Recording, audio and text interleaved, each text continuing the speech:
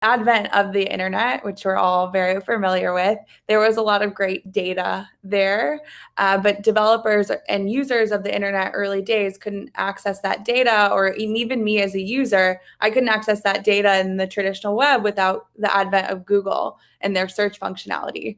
The problem with the internet is that it's centralized, and so someone has to own that data. For example, Google, Facebook, Amazon, they all own that data. And so the incentive then is, it seems like we're using the internet and it's all free, but it's not free. We're paying with our data.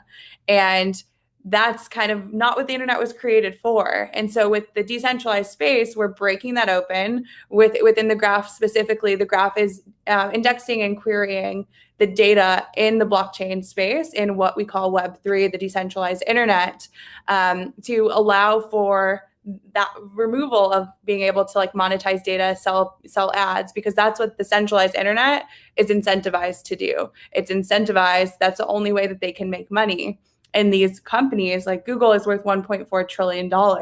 Why is Google worth $1.4 trillion?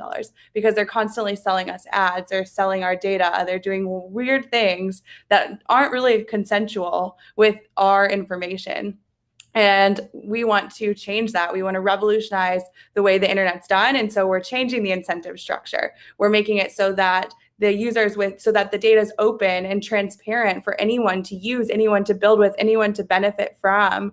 And that's really powerful. And I think I'm really excited for the future and what that looks like. And I think that in the future, people won't need to work for centralized companies that they aren't passionate about the mission of those companies. And instead, they can work for many different protocols. They can be a liquidity provider on Uniswap. They can be a delegator in the Graph ecosystem. And they can really kind of work towards ideas and work on protocols, as opposed to working for a centralized company that isn't really paying them commensurate to the value that they're bringing, which I think is where 99% of the world sits right now. I come from traditional finance and investment banking, and as an analyst, you're working 100 hours a week and you're paid the least, where the managing directors are paid the most and they work the least.